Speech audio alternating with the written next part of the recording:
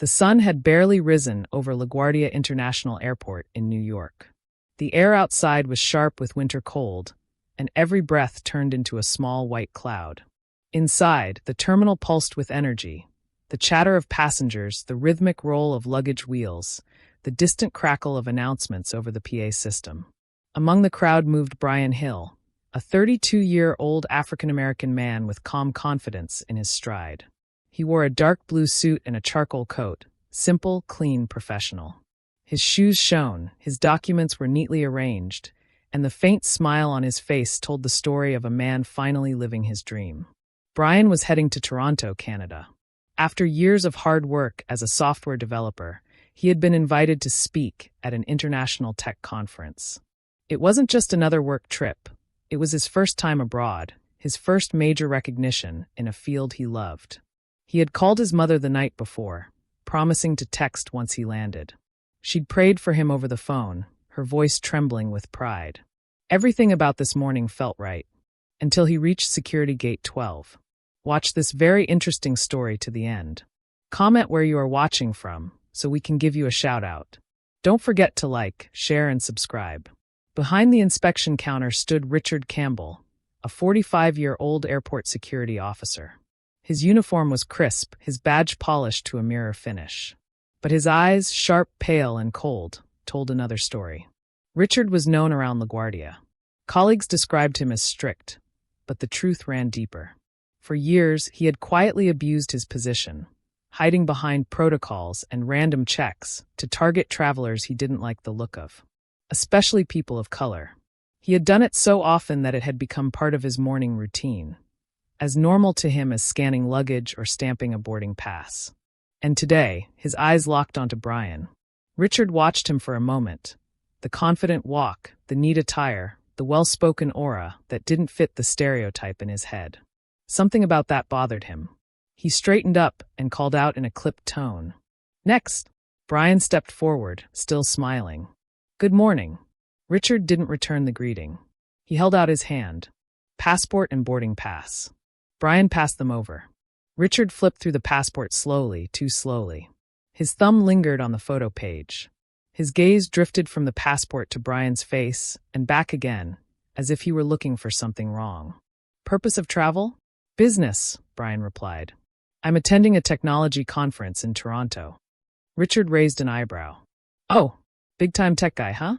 You people are everywhere these days." The words were laced with sarcasm.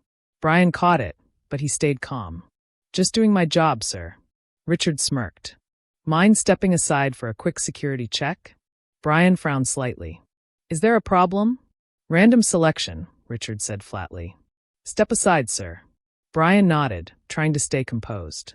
He moved to the inspection table as other passengers passed through easily. He watched Richard motion to a younger officer, Maria Lopez, who seemed hesitant but obeyed his silent gesture. Richard started going through Brian's belongings, slow, methodical, and unnecessarily thorough. He opened his neatly packed laptop bag, unzipped every pocket, and pulled out chargers, cables, even folded clothes. "What's this?" Richard asked, holding up Brian's power bank. "Portable charger," Brian said calmly. "Uh-huh." Richard turned it over as if inspecting a dangerous object. Then he dropped it back into the bag carelessly. A couple of travelers stopped to watch. A woman nearby whispered, "Why are they checking him so hard?" Brian's face flushed with embarrassment, but he kept his tone steady. "Sir, please be careful with that. It's expensive equipment." Richard gave a short laugh. "Then maybe you shouldn't travel with so much gear if you don't want attention." Maria Lopez glanced at Brian apologetically. Her body language said everything. She knew this wasn't standard procedure, but she was too new to intervene. Richard continued the inspection, opening Brian's wallet, flipping through his ID cards, even sniffing a bottle of cologne. The seconds turned into minutes. Minutes into nearly half an hour. Brian's patience thinned, but he still refused to lose his composure. "Sir," he said softly, "my flight boards in 10 minutes. Can we?" Richard cut him off. "You'll wait until I'm done. Security comes before schedules." Brian exhaled slowly, biting back frustration. He looked around. Every eye in line was on him. Some sympathetic, others judgmental. He felt stripped of dignity, standing there while this man treated him like a criminal. Finally, Richard motioned for a pat-down. "Arms out." Brian complied. Richard's tone stayed cold, deliberate, almost theatrical.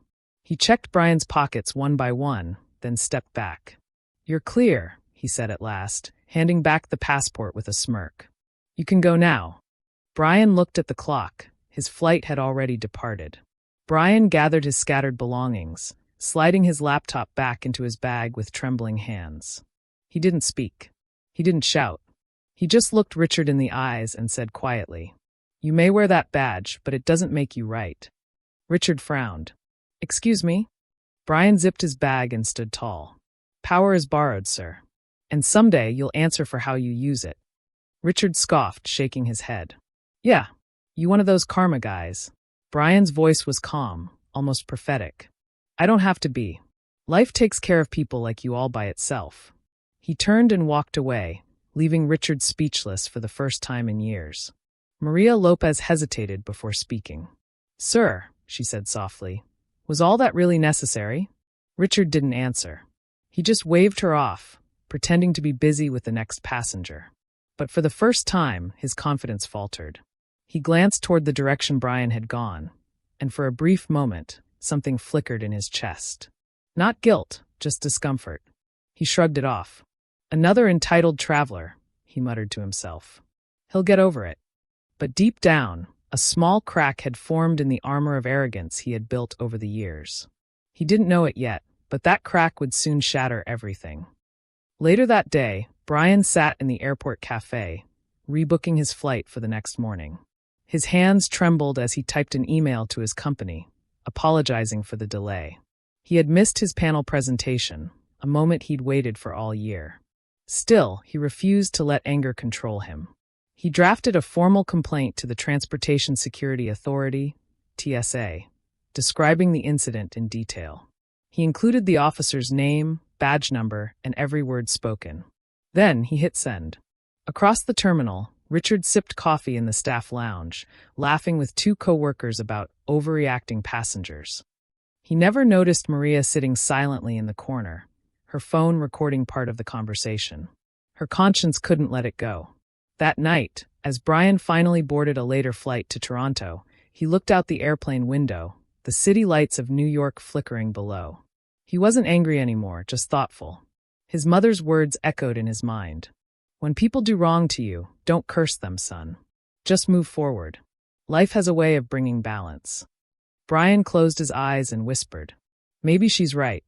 Maybe karma keeps better time than any clock." And somewhere back at LaGuardia, Officer Richard Campbell filed his last shift report of the night, completely unaware that the same universe he had mocked would soon turn its gaze on him. The hum of the conveyor belts and the faint chatter of passengers filled the halls of LaGuardia International Airport the following week. Nothing seemed unusual. Same flights, same noise, same polished floors that reflected the cold white lights overhead. But something had changed. Not in the airport. In Richard Campbell. He stood at his usual post near Gate 12, arms crossed, expression hard. But the confidence that once painted his face had faded slightly. His mind wasn't focused. Every time a black or brown traveler passed by, he could still hear Brian Hill's calm voice in the back of his head. "You may wear that badge, but it doesn't make you right. What you sow, you'll eventually reap." He brushed the thought aside. "Ridiculous," he muttered under his breath. "Some people just can't take a little security check." Still, when he tried to sleep at night, he saw the look in Brian's eyes. Not fear, not anger, just quiet disappointment. And somehow, that look stung worse than any insult.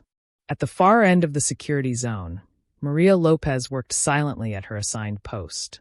She was still new, only 2 months into the job, and she had already seen enough of Richard to know something wasn't right. She had watched him humiliate Brian.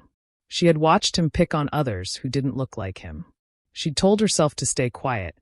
It's not my place, she thought, but something about Brian's dignity that day had haunted her since. So she started observing carefully. And then one morning, the opportunity came. A young Middle Eastern man approached Richard's counter. He was soft-spoken, maybe 25, carrying a student visa and a backpack. Richard's tone immediately shifted, harsh, condescending, dripping with suspicion. Step aside. Random check. The young man looked confused. But I already passed the... I said step aside. Richard snapped. Maria's stomach twisted. She pretended to check boarding passes from a distance, but her phone, discreetly placed on the counter beside her, was recording. She caught everything. The sneers, the mockery, the unnecessary pat-down, the frightened look on the young man's face.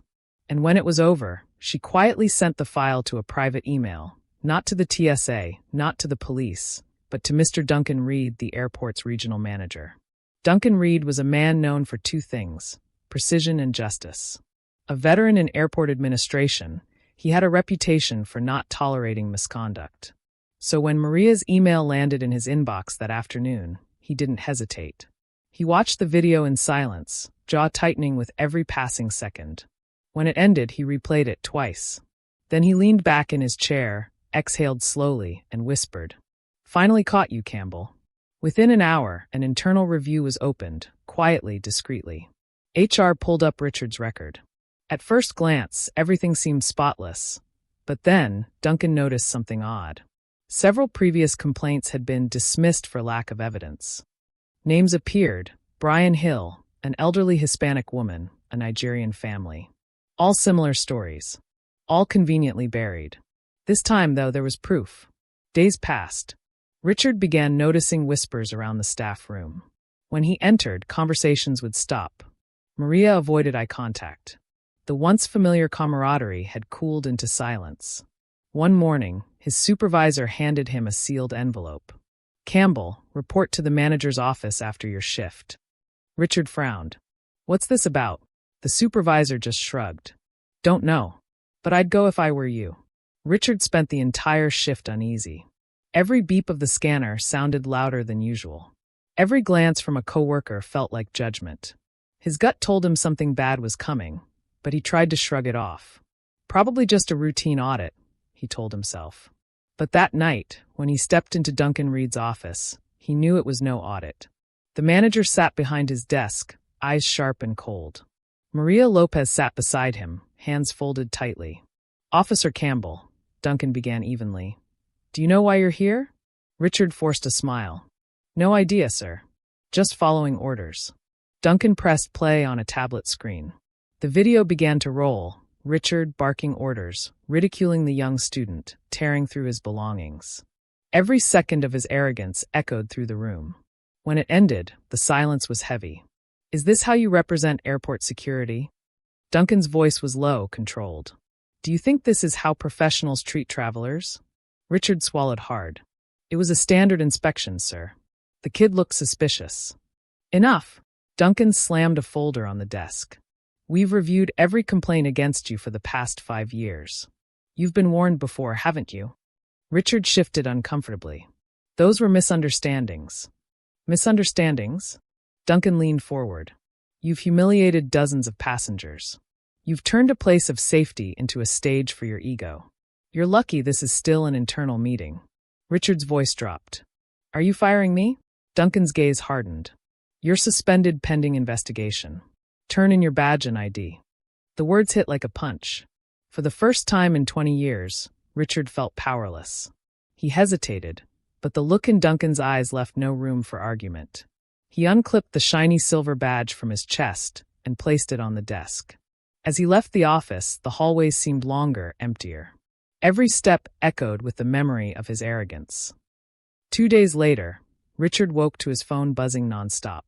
He grabbed it groggily and froze. His name was everywhere.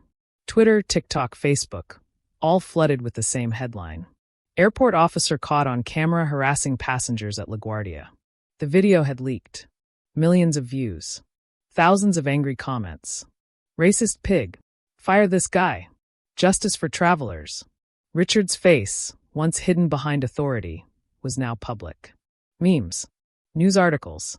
Even local TV stations picked it up. He called the airport HR line, but no one answered.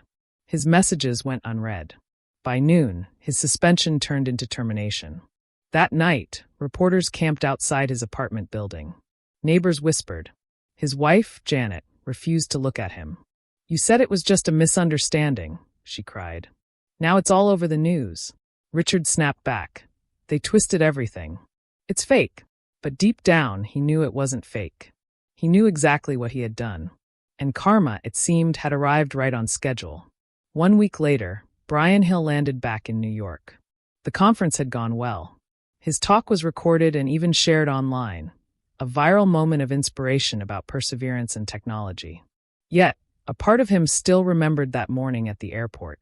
When he stepped off his return flight, he took a deep breath. Same airport, same floor, same gate 12. As fate would have it, the new officer checking IDs was Maria Lopez. She recognized him instantly. "Mr. Hill," she said softly. Brian blinked in surprise. "Yes, do I know you?" "I was there that day," she said, lowering her voice. "With Officer Campbell." Brian's expression darkened slightly. "I remember." Maria smiled faintly. "You should know things have changed. He's gone. And what you said to him, about karma, you were right." Brian tilted his head. "What do you mean?" Maria leaned closer. "He's been fired. Someone recorded him doing it again. The video went viral. Everyone saw." Brian was quiet for a long moment. Then he nodded slowly. "I didn't want revenge. I just wanted fairness." Maria nodded. "And you got it, in the most poetic way possible." Brian smiled faintly. "Maybe that's how life works. It balances things out, eventually." Meanwhile, Richard sat in his small apartment, curtains drawn, the glow of his TV washing over his face. Every channel showed his name, his video, his humiliation. Calls from former co-workers went unanswered. His teenage son refused to go to school, embarrassed by his father's name trending online. Richard stared at the badge lying on the table, the one symbol of power he once worshipped. Now, it was just a piece of metal. He thought about Brian. About his calm tone. About those haunting words. "Power is borrowed, sir. Someday you'll answer for how you use it." He whispered to himself, "I guess my day came." For the first time in years, Richard felt something genuine. Not anger, not pride, just regret. But regret doesn't erase actions. And karma, once set in motion, never stops halfway. 3 days later, FBI agent Thomas Harris arrived at LaGuardia. His department had received multiple reports about Richard falsifying incident records and misusing airport databases. The investigation quickly uncovered years of misconduct, unauthorized searches, missing items, unfiled complaints. The case was no longer just about racism. It was now federal misconduct. Richard was summoned to a formal hearing. Cameras flashed. Reporters swarmed. His career, once built on intimidation, was officially over. And as the headlines rolled across screens, one name kept appearing in the public's praise: Brian Hill. The man who stood tall in silence. The man who never shouted. The man whose quiet dignity started a movement for fairness in airport security. That night, as the city lights flickered outside his window, Brian closed his laptop after reading an article titled, "Suspended Officers Video Sparks Reform at LaGuardia." He leaned back, whispering to himself, "Maybe karma doesn't rush, because it waits for the perfect moment." Somewhere across town, Richard sat alone in his dark apartment, staring at the empty space where his badge used to be, the badge that once made him feel untouchable. And for the first time in his life, he understood what true accountability felt like. The winter sky over New York City hung heavy and gray, as if the heavens themselves were holding their breath.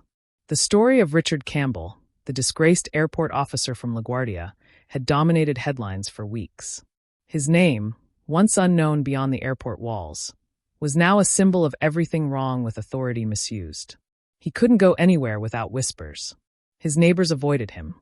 His wife had taken their son to her mother's house for a while. For Richard, a while felt like forever. The walls of his small apartment seemed to close in tighter each day. His badge, the silver one that used to rest proudly on his chest, now sat on the kitchen table, collecting dust. He had spent years thinking that power came from control. Now, stripped of it, he realized how small he truly was. It didn't take long for the FBI's investigation to end. The findings were clear: multiple cases of discrimination, falsified reports, and unauthorized detentions. Though Richard avoided jail time, he wasn't so lucky with his reputation. He was banned from working in security again, blacklisted from federal employment, and left with fines he couldn't afford. At 45, he found himself doing odd jobs, hauling boxes in a warehouse, delivering packages at night, anything to pay rent. Each shift reminded him of what he'd lost. But the hardest part wasn't the work. It was the silence. No radio calls. No uniform. No one saying Officer Campbell. Just Richard. Plain, ordinary Richard. Meanwhile, Brian Hill's career had flourished. His calm courage during the airport incident had inspired thousands after his story quietly spread online. When news outlets discovered that he was the same passenger from the viral video, invitations flooded in, podcasts, interviews, even motivational talks. But Brian didn't let the fame go to his head. He used the attention to promote integrity, patience, and equality in the workplace. One afternoon, he received a call from the New York Business Association inviting him to give a keynote speech at LaGuardia International Airport, the same place where his ordeal began. At first, he hesitated. Returning there felt strange, painful even. But after a moment of reflection, he smiled faintly. "Yes," he said. "I'll do it." Sometimes facing the place that hurt you most is how healing begins. 2 weeks later, banners hung in LaGuardia's terminal reading, "Integrity in the workplace, building trust beyond the badge." The crowd gathered, airport staff, airline employees, even local reporters. Brian stood on stage, his calm presence commanding quiet attention. He began softly. "Last year, I came through this airport as a traveler. Today, I return as a teacher, not because of what happened to me, but because of what I learned from it." He paused, scanning the room. Some faces looked uncomfortable, others nodded with respect. "When we carry authority," he continued, "we carry responsibility. Power doesn't reveal who you are, it amplifies it. The badge, the title, the uniform, they don't make you better. They test your character." The audience leaned in. "That day, I was humiliated," Brian said softly. "But I chose silence over anger, because silence keeps your dignity safe. And today, I want everyone here to remember, dignity is the one thing no one can take from you unless you give it." Applause rippled through the hall. Cameras flashed. But as Brian spoke, someone, moved near the back of the crowd. A man stood by the exit, head lowered beneath a baseball cap. His clothes were worn, his shoulders heavy. It was Richard Campbell. When the event ended, people surrounded Brian, shaking his hand, thanking him, taking photos. He smiled humbly, responding to each person with kindness. But out of the corner of his eye, he noticed the man by the exit. Something in that posture felt familiar. When the crowd began to thin, Brian excused himself and walked toward the figure. "Richard," he said quietly. The man froze. Slowly, he turned, and their eyes met for the first time since that day. Richard's once commanding presence was gone. His face looked older, tired. His hands trembled slightly as he tried to speak. "I didn't expect you to remember me." Brian's voice was calm. "Hard to forget." Richard nodded, eyes glistening. "I came to listen, to see what kind of man you really were. Turns out you're better than me." Brian stayed silent, waiting. Richard swallowed hard. "I was wrong, Brian. About everything. About people. About power. I thought the badge made me someone. But it only made me blind." His voice cracked. "I lost my job, my family, my respect. Karma, right? You warned me." Brian looked at him for a long moment, not with anger, but with empathy. "Karma doesn't punish," he said softly. "It teaches. You didn't lose everything, Richard. You just got stripped of what kept you from seeing yourself." Richard blinked, tears forming. "You don't have to forgive me." Brian smiled faintly. "I already did. The moment I walked away that day." The words hung in the air, heavy but healing. Richard wiped his eyes. "I don't know how to fix it." "Start small," Brian replied. "Apologize where you can. Help someone who can't repay you. Live better than you did yesterday. That's how you fix it." For a moment, they stood there in silence. Two men once divided by hate, now bound by humility. Then Brian extended his hand. Richard stared at it, then grasped it firmly, the same hand he once ordered to be raised for a pat down. This time, the gesture wasn't about control. It was about respect. Months passed. Richard began volunteering at a community center for immigrant travelers, helping them understand airport processes, teaching basic travel safety, and offering translation support. He never wore a badge again, but people began calling him officer. Anyway, not out of fear, but gratitude. And Brian? He continued his work as a speaker, mentoring young professionals on leadership and ethics. His viral story evolved from the man who was profiled to the man who forgave. One morning, Brian returned to LaGuardia for another event. As he walked past Gate 12, he noticed something new, a bronze plaque mounted beside the checkpoint. It read, Gate 12, the Integrity Checkpoint, dedicated to every traveler who chose dignity over anger, and to every officer who learned that respect is the highest form of security. Brian stood still for a long moment. He smiled, not because he'd won, but because the lesson had finally landed where it belonged. He whispered, balance restored. Later that evening, as the airport lights dimmed, Richard finished his volunteer shift. He was about to leave when a woman approached him, an older immigrant traveler struggling with her luggage. "Sir," she said softly, "thank you for helping today. You remind me of my son." Richard smiled gently. "It's my pleasure, ma'am. Have a safe flight." When she walked away, he looked out the window at the runway, the place that once defined him by authority, now defining him by service. He whispered to himself, maybe this was the job I was meant to do all along. Outside, a plane lifted off into the night, its lights cutting through the dark sky like a promise. Karma isn't revenge. It's reflection, the universe showing us who we truly are. Power may fade, titles may fall, but character, that stays forever. And sometimes the greatest justice isn't punishment, it's transformation. What you give to the world always finds its way back. Thanks for watching.